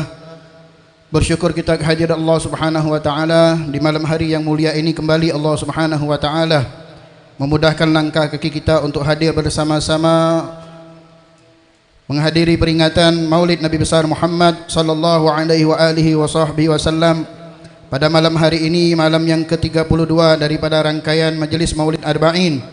Kita berada di rumah salah satu wali min auliyaillah, yakni Sayyidina Al-Habib Ahmad bin Hamid Al-Kaf. Mudah-mudahan hadirnya kita pada malam hari ini Allah Subhanahu wa taala mengampuni segala dosa dan kesalahan kita, mengabulkan segala hajat-hajat kita, dan kita minta kepada Allah Subhanahu wa taala agar kita dimatikan dalam keadaan husnul khatimah setelah dipanjangkan umur dalam taat kepada Allah Subhanahu wa taala fi khairin wa afiyah, amin ya rabbal alamin. Salawat dan salam pada junjungan kita Nabi besar Muhammad sallallahu alaihi wa alihi wasallam serta keluarga dan sahabat-sahabat beliau. Sambil kita duduk, sambil kita mendengar, sambil pula lisan kita bersalawat kepada baginda Nabi besar Muhammad sallallahu alaihi wa alihi wasallam. Allahumma salli wa sallim wa barik alaihi wa ala alihi wa sahbihi. Ma'asyiral hadirin mustami'in rahimani wa rahimakumullah. Sebagaimana biasanya sebelum kita mendengar pembacaan manaqib dan juga mau'izatul hasanah, kami akan menyampaikan peringatan Maulid untuk malam-malam berikutnya. Untuk malam besok, malam yang ke-33, malam Senin, peringatan Maulid akan diadakan di HIPMI atau di tempat Haji Hermansyah Mastari, bertempat di Jalan Demang Lebar Daun atau di belakang Istana Gubernur. Kemudian untuk malam berikutnya, malam Selasa, malam yang ke-34, peringatan Maulid Arba'in akan diadakan di Majelis Ta'lim Nurul Majalis, bertempat di Padang Selasa atau di samping Masjid Al-Mu'awanah. Kemudian untuk malam berikutnya, malam Rabu, malam yang ke-35, peringatan Maulid akan diadakan di Musala Baitur Rahman, Talang, Banten atau di belakang Universitas Muhammadiyah Pelaju. Adapun undangan siang hari besok, pelaksanaan peringatan Maulid Nabi besar Muhammad sallallahu alaihi wa alihi wasallam akan diadakan di Pondok Pesantren Nurul Mustafa bertempat di Talang Keramat waktu jam 10 sampai dengan selesai. Dan untuk sore hari peringatan Maulid akan diadakan di Masjid Hamamatus Salam di Jalan Merpati Punai waktu jam 4 sampai dengan selesai. Demikianlah pengumuman peringatan Maulid malam dan siang atau sore hari. Untuk selanjutnya ma'asyiral hadirin, mari sama-sama kita dengarkan pembacaan manaqib yang akan disampaikan oleh Sayyid Al-Habib Hanif bin Al-Ustaz Umar Abdul Aziz bin Abdul Rahman bin Syihab. Kemudian dilanjutkan dengan mau'izatul hasanah akan disampaikan oleh tamu kita dari Hadramut, yakni Sayyid Al-Habib Ali bin Muhammad bin Syihab, yang akan diterjemahkan oleh Sayyid Nizar bin Ikram bin Syihab. Banyak bin Syihab malam ni Habib. Sallallahu ala Muhammad, kepada Habib Muhammad Hanif Muhammad bin Al-Ustaz Umar Abdul Aziz bin Abdul Rahman bin Syihab, fa alaihi falyatafaddal mashkura. Sallallahu ala Muhammad.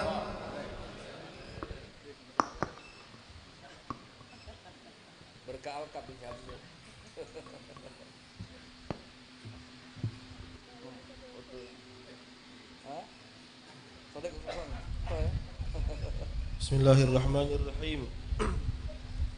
Alhamdulillah alimil khafiyat المحيط بما يجري من تخوم الأراضين إلى أعلى السماوات، الذي أكرم أولياءه بما أولاهم من جزيل الصلات وعظيم الهبات، وطهر أسرارهم من دنس الالتفات إلى الفانيات، ونفى ساحة قلوبهم من خبائث الأخلاق المنكرات، وحفظ ظواهرهم عن ارتكاب المخالفات وإتيان السيئات، وطيب بواطنهم وزينها بما أودع فيها من الحقائق الكليات والعلوم اللدنيات، وحلى جوارحهم وحسنها بما هداها له من الأعمال الصالحات والطاعات الزكيات.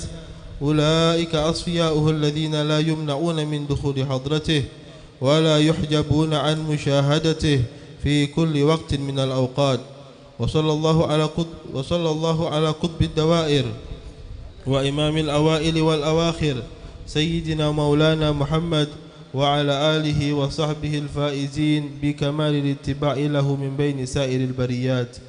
Amma ba'du, berikut adalah sekelumit biografi Al-Habib Sahibul Haul Al-Arif Billah Ahmad bin Hamid Al-Kaf. Beliau adalah Al-Habibul Barakah, Nuskhatus Salafis Salih, As-Sayyid Syarif Al-Allama Ahmad bin Hamid bin Alwi Al-Kaf Al-Mulaqab bi Yusrain. Ittasala nasabuhu ila Sayyidina Al-Imam Ahmad Al-Syahid Ibn Al-Faqih Al-Muqaddam Muhammad bin Ali Ba'alwi, thumma ila Sayyidina Al-Imam Al-Muhajir Ahmad bin Isa bin Al-Imam Muhammad Al-Nagib Ibn Al-Imam Ali Al-Uraidhi Ibn Al-Imam Ja'far Al-Sadiq Ibn Al-Imam Muhammad Al-Baqir Ibn Al-Imam Ali Zain Al-Abidin Ibn Al-Imam Al-Sibt السبت الثاني الحسين ابن الإمام علي بن أبي طالب وسيدة نساء العالمين فاطمة الزهراء بنت سيد الأولين والآخرين سيدنا محمد صلى الله عليه وسلم. Beliau dilahirkan pada kisaran tahun 1291 Hijriah di kota Palembang, di kota Pekalongan, Jawa Tengah, dari kedua orang tua yang saleh dan salihah. Ayahanda beliau bernama Al-Habib Hamid bin Alwi Al-Kaf dan ibunda beliau adalah Syarifah Fatimah Al-Jufri. Al-Habib Ahmad bin Hamid radhiyallahu an tumbuh di lingkungan yang kental dengan agama di bawah bimbingan Syekhul Futuh beliau Al-Habib Ahmad bin Abdullah bin Talib Al-Attas, Maspuro Pekalongan. Ia memiliki keakraban yang luar biasa terhadap gurunya tersebut, layaknya ikatan ayah dan anaknya. Tak jarang Al-Habib Ahmad bin Hamid bersembunyi di bawah jubah beliau ketika sedang bermain bersama teman-teman semasa kecilnya. Dari situlah nilai-nilai spiritual dan ikatan erat dengan tradisi salaf pendahulunya begitu kokoh tertanam dalam hati diri beliau semenjak umur yang sangat dini. Saat beliau menginjak umur 10 tahun, dampak pendidikan ruhani tersebut mendorong beliau lebih jauh lagi untuk mendalami agama Allah dan berinteraksi langsung dengan peninggalan salafus saleh di tanah para wali Allah Hadramut. Al-Habib Ahmad yang masih kecil itu pun berangkat bersama keponakan beliau Al-Habib Abdullah bin Salim bin Hamid Al-Kaf untuk menimba ilmu di tanah air nenek moyang beliau Hadramut. Sampainya di sana beliau belajar dari para ulama ternama di wilayahnya masing-masing. Beliau mengenyam pendidikan di Rubat Sewun, pesantren pertama di Hadramut yang diasuh oleh Al-Habib Ali bin Muhammad Al-Habsyi. Beliau mengambil silsilah sanad keilmuan hadisnya dari Mahaguru Musnidul Wadi Al-Habib Idrus bin Umar Al-Habsyi di kota Ghurfah. Beliau juga pergi ke kota Tarim untuk belajar dari Mufti Tarim Al-Allamah Al-Faqih Al-Habib Abdul Rahman bin Muhammad Al-Mashhur. Al-Habib Ahmad amatlah tangkas, cepat menangkap pelajaran dan bersungguh-sungguh. Beliau mengerahkan seluruh tenaga dan waktunya untuk menuntut ilmu, sehingga beliau pun berhasil menjadi sosok penghafal Al-Quran yang juga menguasai berbagai macam bidang keilmuan, baik itu ilmu bahasa Arab, tafsir, hadis, fikih, tasawuf dan lain-lain. Beliau juga sangat tertarik untuk menelaah karya-karya tasawuf karangan salafus saleh para wali Allah Subhanahu wa taala. Dan masih banyak lagi sosok guru-guru beliau di Hadramut yang belum disebutkan di manaqib yang singkat ini.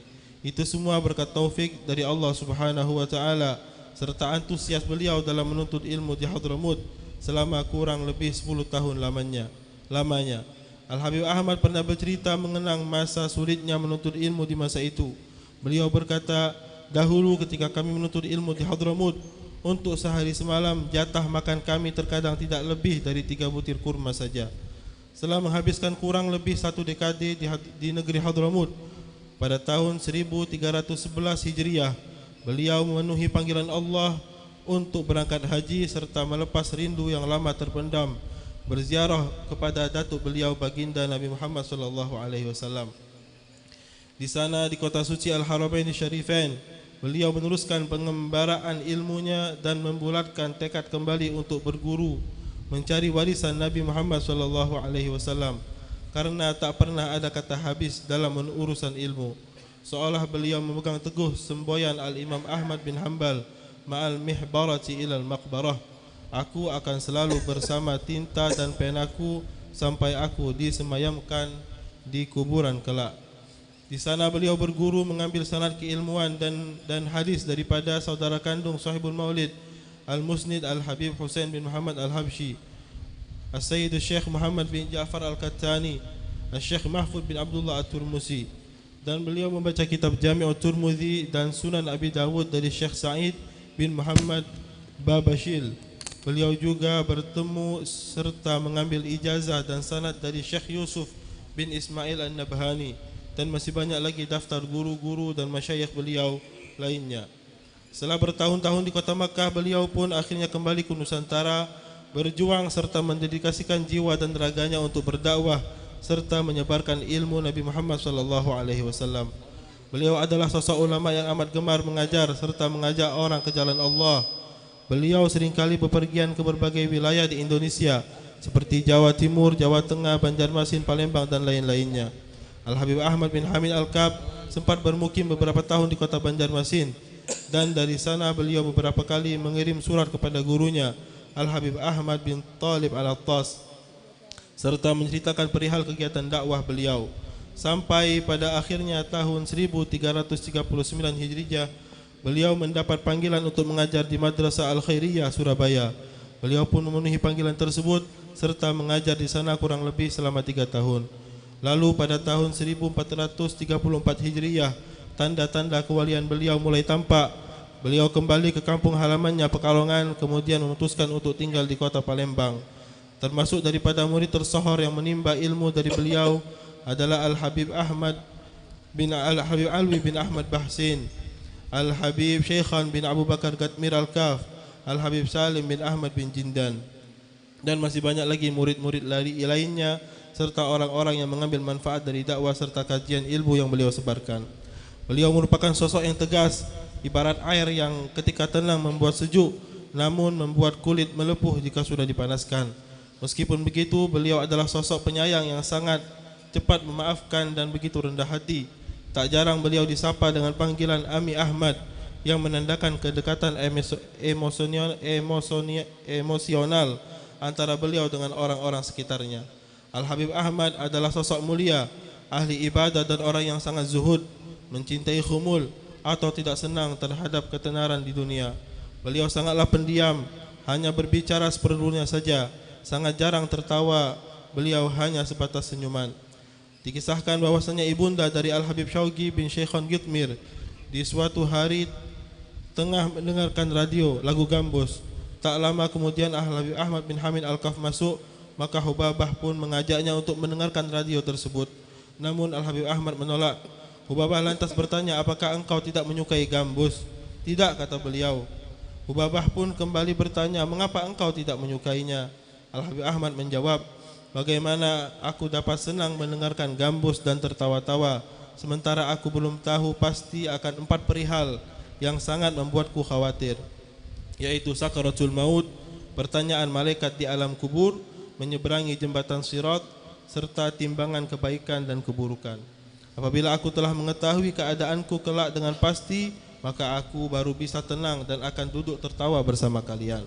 Beliau merupakan sosok alim yang sederhana dalam gaya hidup dan berpakaiannya, sangat istiqomah serta gemar mengulurkan tangan, membantu orang-orang fakir serta orang yang membutuhkan. Beliau bukanlah seorang kaya raya yang memiliki harta duniawi yang melimpah, namun seringkali beliau mendatangi rumah orang-orang yang kaya untuk mengambil bantuan yang kemudian beliau bagikan kepada fakir miskin. Adapun mujahadah beliau sangatlah banyak. Di antaranya dalam sehari semalam beliau rutin membaca 1/7 Al-Quran, sebagaimana itu merupakan kebiasaan salaf. Juga membaca 100.000 kali salawat kepada baginda Rasulullah SAW. Beliau juga memiliki untayan salawat khusus yang sering beliau dawamkan, yaitu Allahumma salli ala Sayyidina Muhammad salatan tamla'u biha qalbi nura wa salahan wa surura wa tarzuqani biha rizqan wasi'an midrara wa ala alihi wa sahbihi wa sallim adada kulli syai'. Asy-Syarifah Khadijah, putri dari Al-Habib Alwi bin Muhammad Al-Haddad, Empang, Bogor, sempat berkata bahwasanya Al-Habib Ahmad bin Hamid Al-Kaf terkenal di Jawa Timur dengan sebutan gelar Al-Habib Ahmad Wali. Karomah adalah tanda cinta Allah terhadap hambanya, tidak melulu tentang keajaiban, sehingga karomah terbesar beliau adalah istiqomahnya, yang dikatakan lebih istiqomah yang dikatakan lebih utama dari ribuan karomah. Meskipun begitu, banyak sekali karomah keajaiban yang Allah tunjukkan di tangan beliau yang telah disaksikan banyak kalangan pada zamannya. Entah itu menyembuhkan orang sakit, mengkasyaf, memberitahu ungkapan hati yang belum pernah tersebar dan lain-lain. Di antaranya adalah kejadian antara beliau dengan Al-Habib Alwi bin Muhammad Al-Haddad pada tahun 1948 Masehi. Al-Kisah, beberapa rombongan habaib dari Palembang pergi ke kota Bogor untuk mengunjungi Al-Habib Alwi Al-Haddad. Tak kala mereka sampai di kediaman Al-Habib Alwi, beliau berkata kepada rombongan tersebut, untuk apa kalian capek-capek jauh-jauh dari Palembang ke sini hanya untuk mengunjungiku, sementara di Palembang terdapat seorang wali yang lebih utama dariku, yaitu Al-Habib Ahmad Al-Kaf. Tak lama kemudian beliau bercerita, aku mengenal Al-Habib Ahmad Al-Kaf ketika penjajah Jepang ingin memasuki kota Bogor, yang menyebabkan banyak dari penduduknya mengungsi ke pelosok-pelosok daerah. Aku pun bingung apakah aku harus pindah atau tidak. Maka aku beristikharah kepada Allah. Di malam harinya aku bermimpi bertemu dengan Nabi Muhammad SAW, ditemani seorang pemuda yang berdiri persis di sebelah kanan beliau. Lalu aku bertanya kepada Rasulullah, ya Rasulullah, bagaimana pendapatmu? Apakah aku pergi berhijrah keluar dari kota Bogor? Maka Rasulullah SAW menjawab, tanyakan perihalmu kepada pemuda yang ada di sebelahku. Aku pun heran, lalu bertanya, siapakah gerangan pemuda ini wahai Rasulullah? Ia adalah anakku, kata Rasulullah, Ahmad bin Hamid Al-Kaf, Maula Palembang. Dari sini Al-Habib Alwi Al-Haddad mengenal Al-Habib Ahmad bin Hamid Al-Kaf melalui mimpi dan hubungan di dalam arwah. Setelah mendengar cerita tersebut, rombongan pun kembali pulang dan mengunjungi kediaman Al-Habib Ahmad bin Hamid Al-Kaf. Tak kala mereka hendak bersalaman kepada Habib Ahmad, beliau tiba-tiba berkata, apa yang telah dikatakan oleh Al-Habib Alwi Al-Haddad kepada kalian? Mereka pun tercengang dan semakin yakin akan kewalian Al-Habib Ahmad bin Hamid Al-Kaf.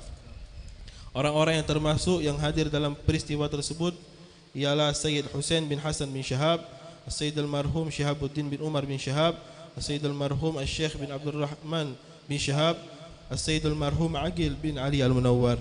Juga diceritakan di Palembang terdapat seorang sayyid yang memiliki anak yang tengah sakit. Ia telah berikhtiar untuk mengobati anaknya kemana-mana tanpa membuahkan hasil. Lalu ia pun berziarah kepada Al-Habib Abu Bakar bin Muhammad As-Segaf Gresik untuk meminta doa kesembuhan anaknya tersebut. Sesampainya di sana, Al-Habib Bakar justru memberikan isyarat dan mengatakan padanya bahwa anaknya hanya bisa disembuhkan oleh Al-Habib Ahmad bin Hamid Al-Kaf, orang yang selama ini ia kenal. Ia pun begitu senang mendengarkan isyarat itu dan baru yakin akan kewalian Al-Habib. Sepulangnya dari Gresik, ia langsung mendatangi Al-Habib Ahmad. Namun takdir Allah berkata lain, Allah telah memanggil Al-Habib Ahmad. Wafat beliau, Al-Habib Ahmad bin Hamid Al-Kaf meninggal di Palembang pada tanggal 25 Jumadil Akhir 1375 Hijriah dan dikebumikan di komplek pemakaman para Ashraf Gubba Al-Kaf 14 Ulu. Diceritakan bahwa beberapa hari setelah wafatnya beliau, banyak berdatangan fakir miskin serta para janda yang menangisi kepergian beliau, mengingat banyaknya kiprah dan ulur tangan beliau membantu kehidupan mereka semasa hidupnya. Semoga Allah Subhanahu wa taala memberikan rahmat anugerahnya kepada beliau dan mengumpulkan beliau bersama para muhibbinnya di bawah naungan bendera Rasulullah sallallahu alaihi wasallam. Beliau menikah dengan Hubabah Aminah bintu Salim Al-Kaf dan meninggalkan 4 anak laki-laki serta 1 anak perempuan. Mereka adalah Hamid Nawir, Muhammad Hadi, Abdullah Burhan, Ali Mahdi, Khadijah Anwar. Itulah sekelumit manaqib beliau yang bisa kami sampaikan. Semoga dapat mendorong diri kita untuk menjadi pribadi yang lebih baik dan menjadi generasi yang mengingat jasa para pendahulunya serta mengabadikannya dalam kalbu dan amal perbuatan. Dan semoga Allah Subhanahu wa taala memberikan hidayah dan taufiknya kepada kita semua agar dapat mencintai mereka dengan sebagaimana mestinya, juga meneladani akhlak mereka dan menghidupkan kembali tradisi baik yang pernah mereka tinggalkan, mengembalikan kembali tradisi baik yang pernah mereka tinggalkan, sehingga dapat mendapatkan syafaat dari mereka kelak di akhirat. Amin ya rabbal alamin. Wa sallallahu ala sayyidina Muhammad wa ala alihi wa sahbihi wasallam. Warzuqna kamal mutaba'ati lahu zahiran wa batinan walhamdulillahi rabbil alamin.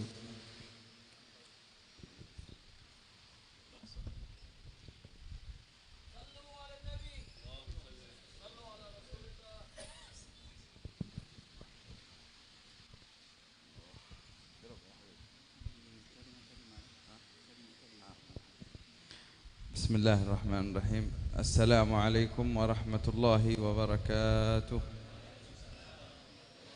Bismillah walhamdulillah wassalatu wassalam ala sayyidina Rasulillah Muhammad bin Abdullah wa ala alihi wa sahbihi wa man walah. Wala hawla wala quwwata illa billahil aliyyil azim. Rabbi shrah li sadri wa yassir li amri wahlul 'uqdatam min lisani yafqahu qawli. ونحمده سبحانه وتعالى أن جمعنا في هذه الأماكن المباركة، الأماكن العظيمة، الأماكن المشرفة. Kita memuji Allah Subhanahu wa taala yang telah mengumpulkan kita di tempat yang penuh berkah, tempat yang agung, tempat yang mulia. وقد قال السلف الصالح أنه عند ذكر الصالحين تنزل الرحمة، فكيف بأماكن الصالحين ألا وهي أماكن تنزل الرحمات. Dikatakan kalau kita hanya mengingat orang-orang saleh itu akan dapat menurunkan rahmat dari Allah. Bagaimana kalau kita duduk di tempat orang-orang saleh, maka itu adalah tempat turunnya juga rahmat dan keberkahan dari Allah Subhanahu wa taala. فنسأل الله سبحانه وتعالى أن يقسم لنا بالحظ الوافر مما تنزل عليهم في هذه الأماكن. Kita berharap kepada Allah Subhanahu wa taala untuk memberikan kita bagian yang besar dengan apa yang diturunkan dan curahkan oleh Allah Subhanahu wa taala di tempat-tempat ini. وقد ندب الشارع الدعاء في أماكن الصالحين، فقد قال عن سيدنا زكريا عندما جاء المحراب عند سيدتنا مريم فقال هنالك دعا زكريا ربه.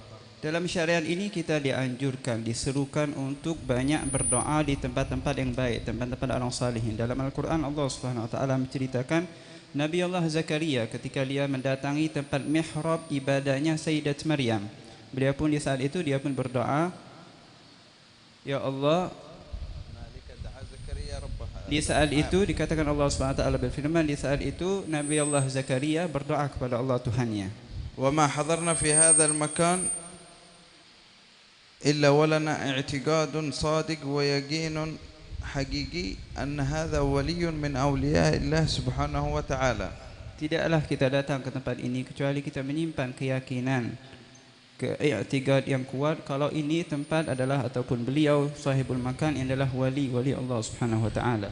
وقد قال الله سبحانه وتعالى في القرآن ألا إن أولياء الله لا خوف عليهم ولا هم يحزنون. Dan sungguh Allah Subhanahu wa taala telah berfirman, ala inna awliya Allah, ketahuilah sungguhnya para wali-wali Allah Subhanahu wa taala la khaufun alaihim, tidak ada rasa takut pada mereka, wala hum yahzanun, dan tidak juga mereka bersedih.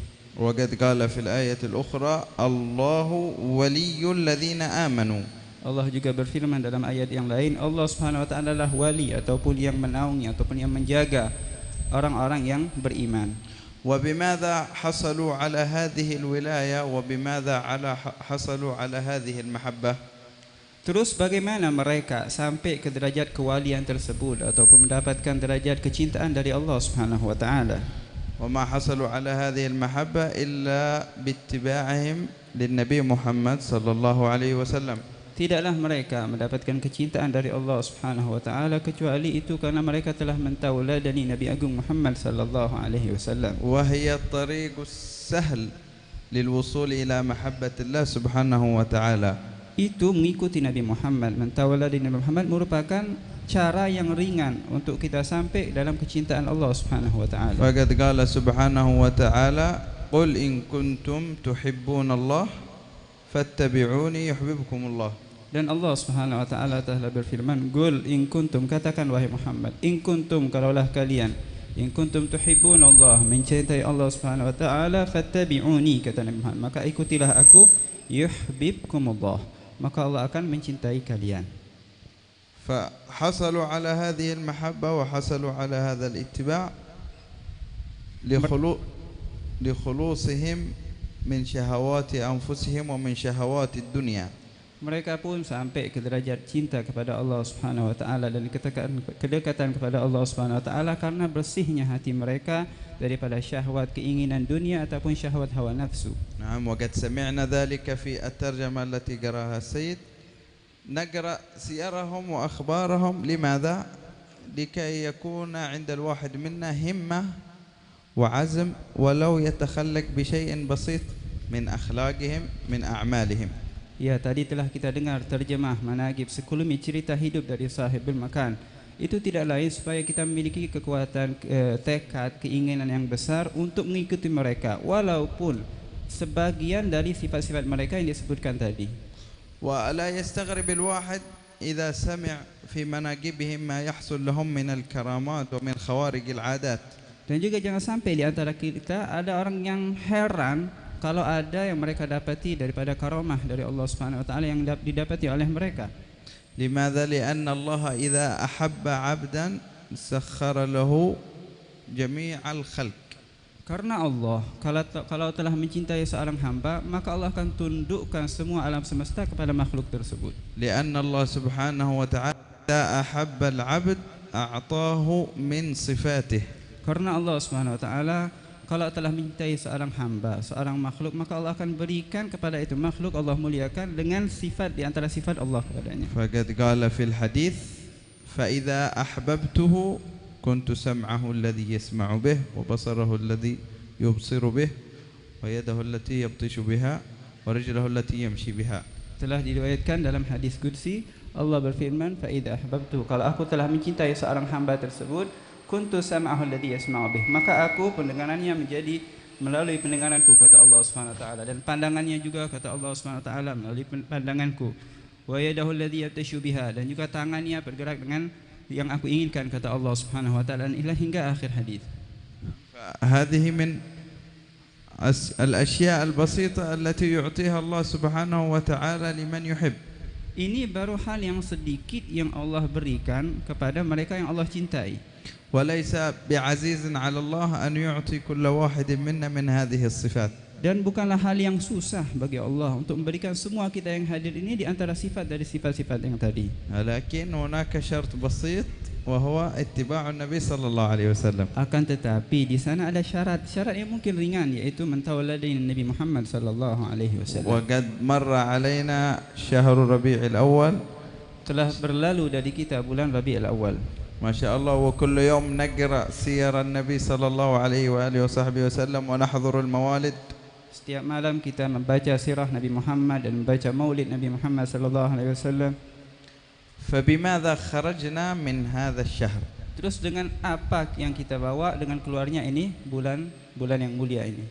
هل زادت فينا من أخلاق وصفات النبي صلى الله عليه وآله وصحبه وسلم؟ Apakah bertambah daripada akhlak ataupun sifat Nabi Muhammad pada diri kita? هل زاد تعلقنا بالنبي صلى الله عليه وآله وصحبه وسلم؟ Dan juga apakah bertambah ikatan hati kita dengan baginda Nabi Muhammad sallallahu alaihi wasallam? هل زاد فينا الشوق لرؤية النبي صلى الله عليه وآله وصحبه وسلم؟ Dan juga apakah bertambah kerinduan kita untuk melihat Nabi Muhammad sallallahu alaihi wasallam? إذا كان رسول الله صلى الله عليه وآله وصحبه وسلم اشتاق لرؤيتنا، kalaulah baginda Rasul sallallahu alaihi wasallam merindukan untuk bertemu ataupun melihat kita, فقد قال في الحديث وددت لو أرى إخواني، فقال الصحابة أولسنا إخوانك يا رسول الله؟ قال بل أنتم أصحابي ولكن إخواني أناس يأتون من بعدي ولم يروني يودني أحدهم بماله ونفسه. Diriwayatkan dalam hadis Rasul sallallahu alaihi wasallam pernah bersabda di antara para sahabatnya, aku ingin melihat ikhwanku. Maka sahabat berkata, wahai Rasulullah, apakah kami adalah ikhwan engkau wahai Rasul sallallahu alaihi wasallam? Beliau berkata, tidak. Kalian adalah para sahabat-sahabatku. Ikhwan ataupun teman-temanku, ikhwanku adalah mereka yang akan datang di akhir-akhir zaman. Mereka tidak pernah melihatku. Mereka berharap melihatku walaupun harus dengan berkorban dari harta dan keluarga, dengan hartanya dan keluarganya untuk melihatku, kata Rasul sallallahu alaihi wasallam. فلا يصل هذا الشوق من النبي صلى الله عليه وآله وصحبه وسلم إلا إذا كان عندنا استقبال لهذا الشوق من النبي صلى الله عليه وسلم. Dan tidak akan kita rasakan sampai kepada kita kerinduan Nabi Muhammad sallallahu alaihi wasallam kepada kita kecuali kalau hati kita ini memiliki respon untuk menerima kerinduan Nabi Muhammad tersebut. وقد قال بعض السلف ولا يرى محمد إلا محمد. Dikatakan para sahalaf berkatakan tidak orang yang bisa melihat Nabi Muhammad kecuali mereka yang memiliki respon ataupun cocok dengan Nabi Muhammad sallallahu alaihi wasallam. وكل واحد منا فيه رسول الله صلى الله عليه وسلم. Dan kita semua dalam diri kita terdapat bagian dari Nabi Muhammad sallallahu alaihi wasallam. قال الله سبحانه وتعالى واعلموا أن فيكم رسول الله. Allah Subhanahu wa taala berfirman, dan sadarlah, ketahuilah sungguhnya di antara kalian ada Rasul sallallahu alaihi wasallam. إذن فلا يظهر فيك رسول الله إلا إذا تخلقت بأخلاقه. Maka tidak akan nampak Rasul sallallahu alaihi wasallam pada zat kalian, individu kalian, kecuali kalau kalian telah mentauladani Nabi Muhammad sallallahu alaihi wasallam. ولا يظهر فيك رسول الله إلا إذا كان لك شوق ومحبة lahu sallallahu alaihi wasallam. Dan juga tidak akan nampak baginda Nabi Muhammad sallallahu alaihi wasallam untukmu kecuali kau memiliki kerinduan dan keinginan untuk bertemu dengan Nabi Muhammad sallallahu alaihi wasallam dan kecintaan kepadanya. Nas'alullah subhanahu wa ta'ala an yuhabbibana ila sayyidina Muhammad sallallahu alaihi wasallam. Kita berharap kepada Allah Subhanahu wa taala untuk kita dijadikan dicintai oleh Nabi Muhammad sallallahu alaihi wasallam. Wa an yuhabbibahu ilaina, dan juga menjadikan beliau kita cintai di hati kita. Wa yaj'al hubbahu ahabba ilaina min anfusina wa amwalina wa auladina wa min al-ma'il barid. Dan cinta Nabi Muhammad lebih daripada kita cintai diri sendiri, harta kita, keluarga kita, dan juga air dingin. Wa nas'alullah subhanahu wa ta'ala bi syauqi sayyidina Muhammadin sallallahu alaihi wasallam lana.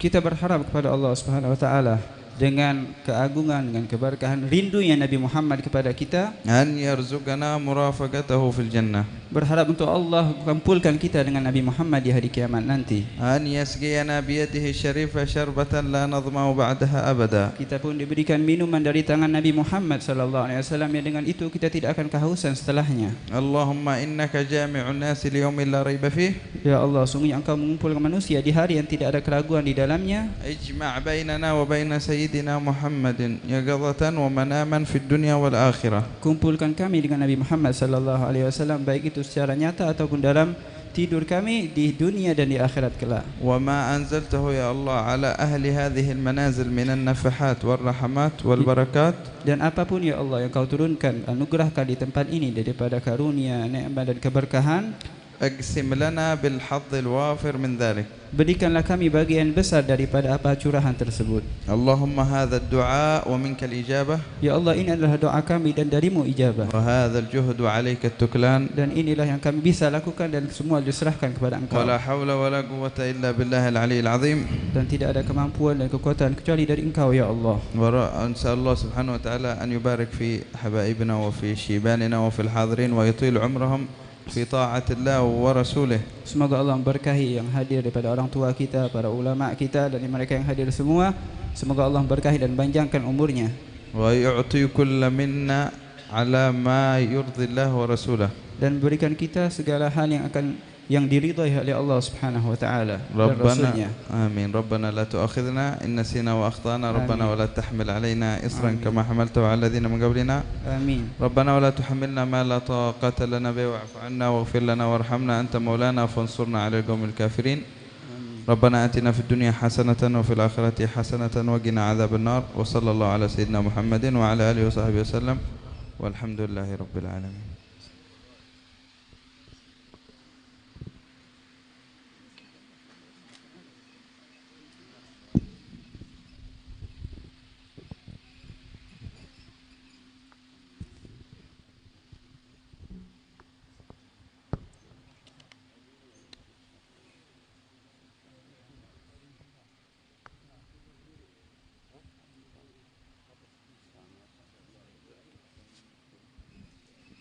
الفاتحة بنية الشفاء والصحة واللطف والعافية للشريفة رضية بنت حسين بعبود ولأخينا محمد أكرم بن أرديان بطرة ولأخينا محمد حنان بن أرديان بطرة ولأختنا مرشا بنت سسرة سيدنيتي وأخينا حتى برانتا رادس ولمن أوصانا بالشفاء اشفهم شفاء عاجلا شفاء لا يغادر بعده ولأخينا السيد حسين بن أستاذ علي بن عبد الله الحبشي أن الله يشفهم شفاء عاجلا شفاء لا يغادر بعده سقما ولا ألما على الدنيا وكنيا صالحة وإلى حضرة النبي محمد صلى الله عليه وآله وسلم بسر الفاتحة.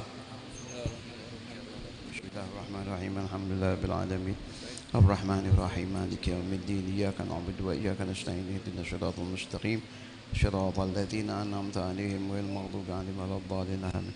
بسم الله الرحمن الرحيم بسم الله والحمد لله ولا إله إلا الله واستغفر الله وصلى الله على رسول الله.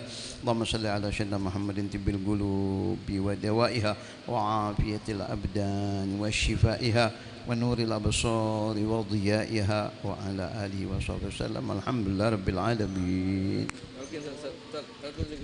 قال رسول الله صلى الله عليه وآله وسلم أفضل ما قلت أنا والنبيون من قبلي لا إله إلا الله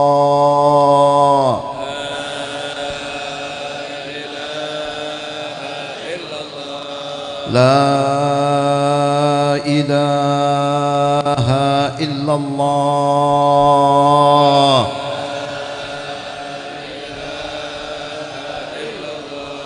لا إله إلا الله